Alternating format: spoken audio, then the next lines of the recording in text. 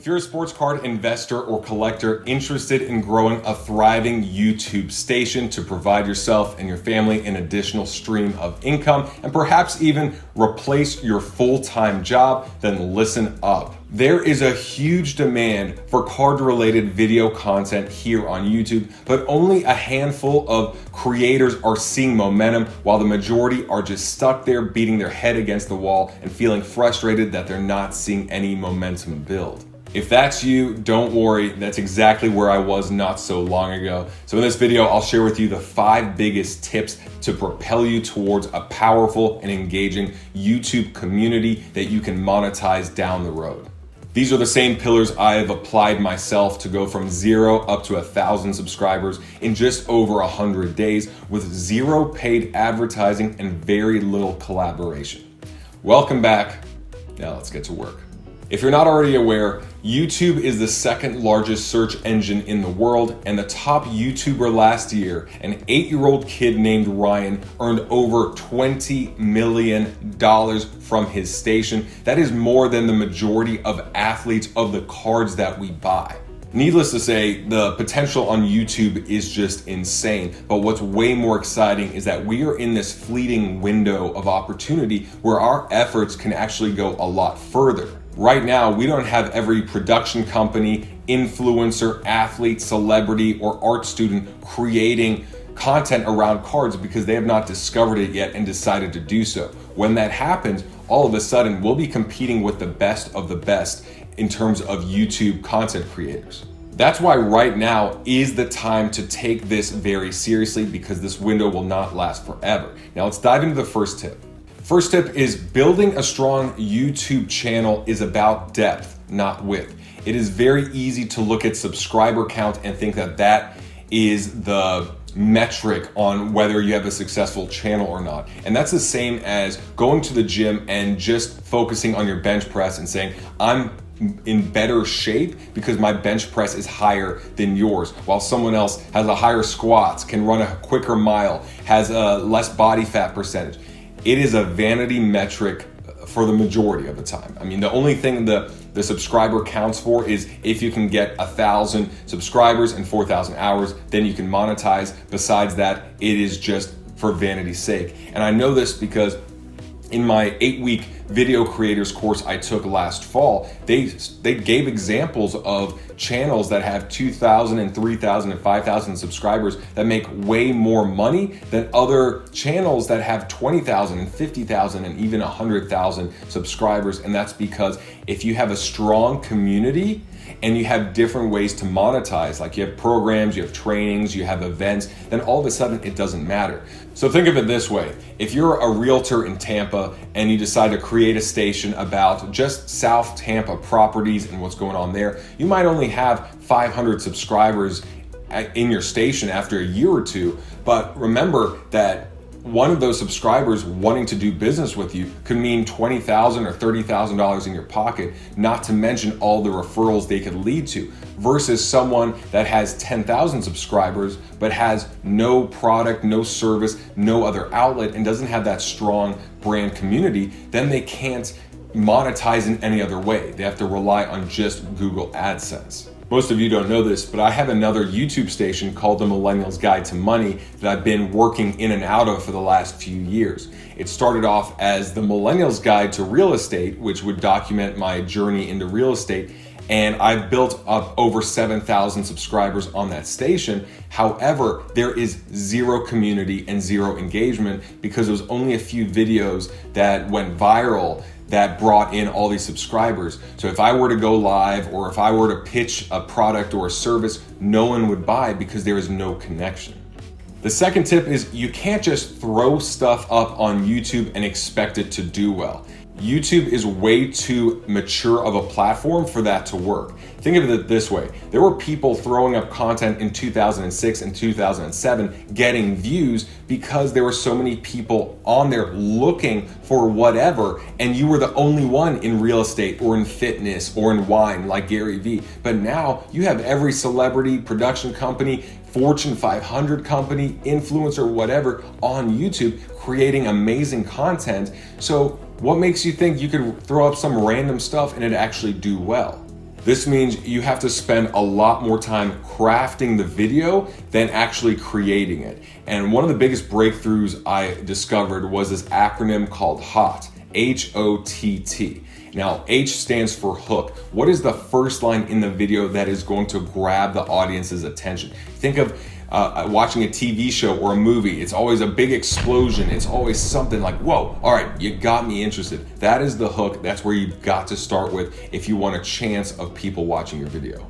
O is for outcome. Tell the audience what they are getting from your video so that they know they're not wasting their time. They've not been clickbaited. The video says this title, and then now you've got to repeat, hey, this is what the title said. By the end of this video, you're gonna know this, you're gonna know this, you're gonna know this, and you're gonna be able to leave, and you're gonna be happy that you clicked on this video.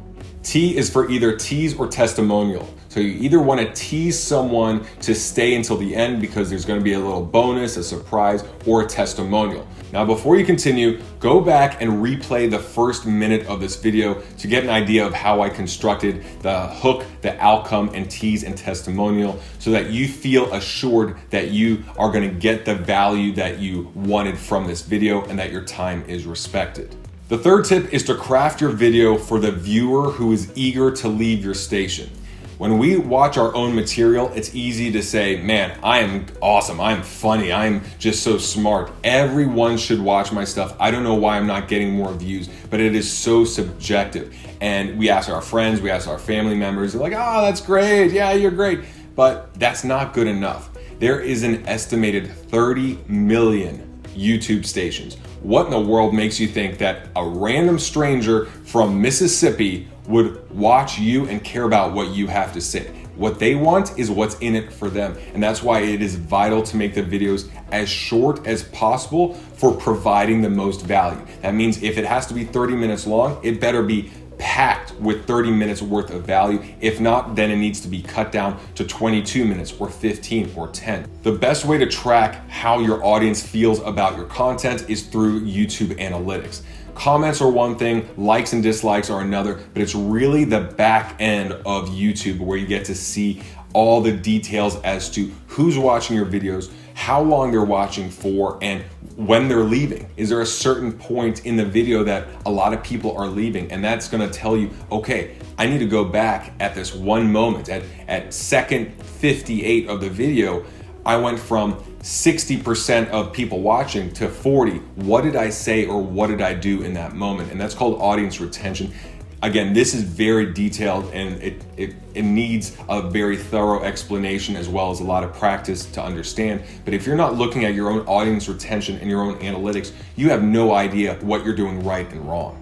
Another little hack within this pillar is to change up your shot often. And I heard 7 seconds should be the average of where you change up your shot. So it could be every 5 seconds, every 10, but you wanna make sure that you're always changing up the scenery so no one is having a chance of getting bored. One of the best content creators that does this is Graham Stephan. He is always value-packed, very high pace, and he just doesn't give you an opportunity to lead. The fourth tip, and perhaps one of the biggest, is to entertain, educate, and inspire. If you are only focusing on education, you are gonna be easily replaced because someone else can come along and say, man, I learned that, but that was really boring. I could teach the same information and have a bit of personality, and that person's gonna do better. And then someone else goes, you know what, that was entertaining and it was educational, but I don't really feel inspired. And they can add that element. And if you have education, inspiration, and education, inspiration, and information,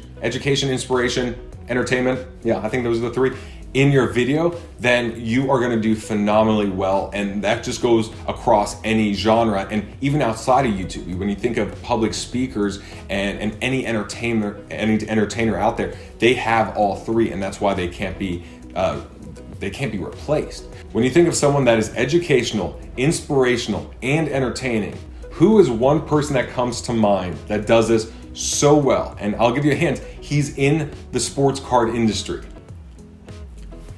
Gary Vee. Gary Vee is entertaining with his F-bombs and his tough New Jersey style. He's informational or educational for sure, because he's always talking about marketing know-how and social media and how to execute. And he's also inspiring because he teaches people about self-awareness and how you can do it and give yourself time.